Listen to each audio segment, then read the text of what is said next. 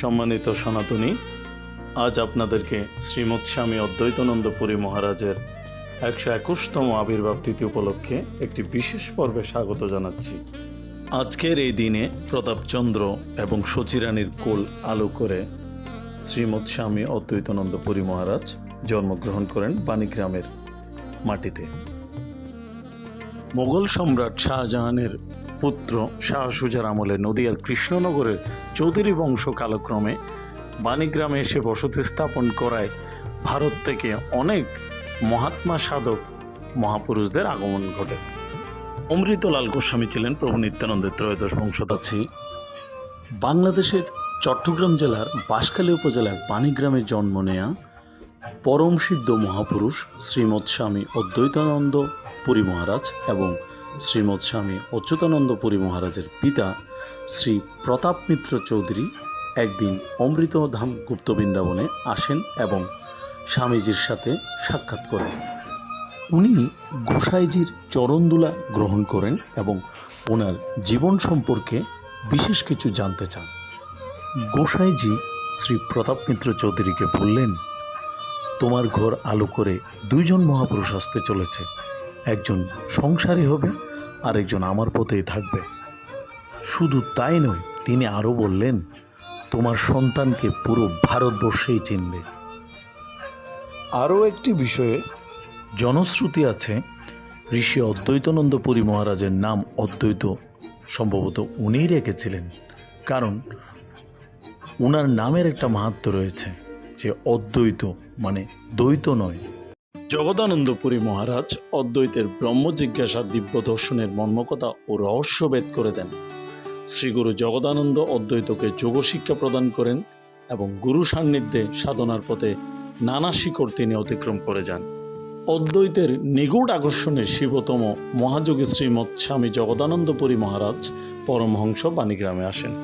স্বামীজি 1923 সালে বাণীগ্রাম উচ্চ বিদ্যালয় থেকে অঙ্ক এবং সংস্কৃতি শাস্ত্রে লেটার নিয়ে প্রথম বিভাগে প্রবেশিকা পরীক্ষায় উত্তীর্ণ হন। বংশগত বৃত্তি আয়ুর্বেদীয় চিকিৎসায় তিনি ব্যুৎপত্তি লাভ করেন এবং এই পেশায় নিয়োজিত থাকেন পিতার সহায়ক হিসেবে। যারা তিনি বাড়িতে আর্য চতুষ্পাঠী নামে সংস্কৃত টোল খোলেন। গ্রামের কিশোরদের নিয়ে তিনি ভক্তির ডোর ও বিত্রসংহার নামে দুটি নাটকও পরিচালনা করেন। তার একান্ত অভিলাষ ছিল গৃহত্যাগ করে পরিব্রাজক সাধুরূপে নির্জন বনে চলে যাওয়া। জগদানন্দ তাকে বিদত সন্ন্যাস প্রদান করেন, বলেন সংসার ত্যাগ অপেক্ষা অভিমান ত্যাগ শ্রেয়। বাণীগ্রামে রয়েছে শিবনারায়ণ গিরি আখেরা, যা গদাধর পণ্ডিত ধাম নামে পরিচিত, এবং বৈষ্ণব আখেরা, শ্রী শ্রী জগন্নাথ ধাম এবং বিল্লকানন বৈষ্ণব আশ্রম, দুতরা ফকিরের আখেরা, বাণীগ্রাম উচ্চ বিদ্যালয়ের পাহাড় ও পাতামাতিয়ার পাহাড়, যা স্বামীজির স্মৃতি বিজড়িত একটি এলাকা। জনারণ্য থেকে দূরে এই নির্জন বনভূমি তার সাধন ক্ষেত্র। তিনি বাড়ির শ্রী শ্রী রাজরাজেশ্বরী মন্দির অঙ্গনে তারক ব্রহ্ম নাম যজ্ঞের প্রবর্তন করেন এবং শারদীয় উৎসবে তন্ত্রধারকের আসনও অলঙ্কৃত করেন। বাণীগ্রামের প্রকৃতির সাথে স্বামীজির দেহ আত্মা মিশে আছে। এরপর তিনি শুরু করলেন তীর্থযাত্রা। স্বামীজি হিমালয়ের মহাতীর্থ খ্যাত 4 ধাম কেদারনাথ, বদ্রীনাথ, অমরনাথ এবং হরিদ্বার ও ঋষিকেশ ভ্রমণ করেন। উনি গুরুদেবের সাথে আসামের দেবী কামাখ্যাকে দর্শন করেন। 1951 খ্রিস্টাব্দে যান কন্যাকুমারী, রামেশ্বর সেতুবন্ধ, পণ্ডিচেরি শ্রী অরবিন্দ আশ্রম, শ্রীক্ষেত্র পুঁতিধাম, শৃঙ্গেরি মঠ ও গঙ্গাসাগর সঙ্গমে।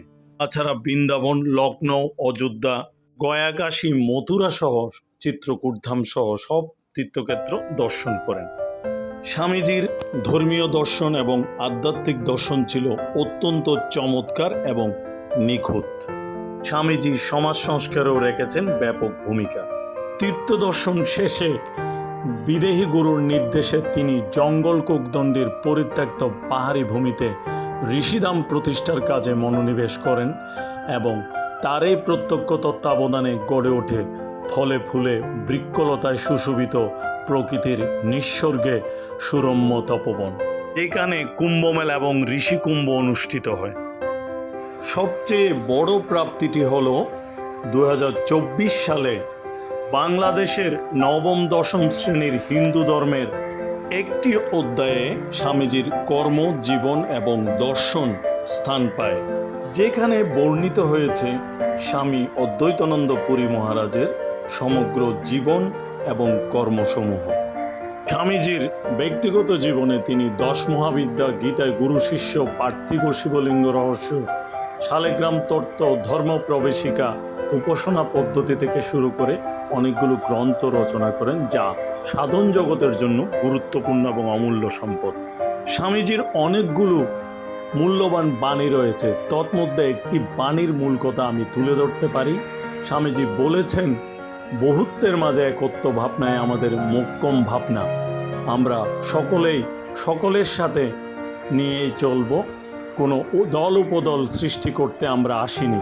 বহুজনের সুখ বিধান ও বহুজনের হিত কামনা আমাদের ব্রত, যা বর্তমান সনাতনী সমাজের জন্য একটি দুর্দান্ত মেসেজ হয়ে গিয়েছে।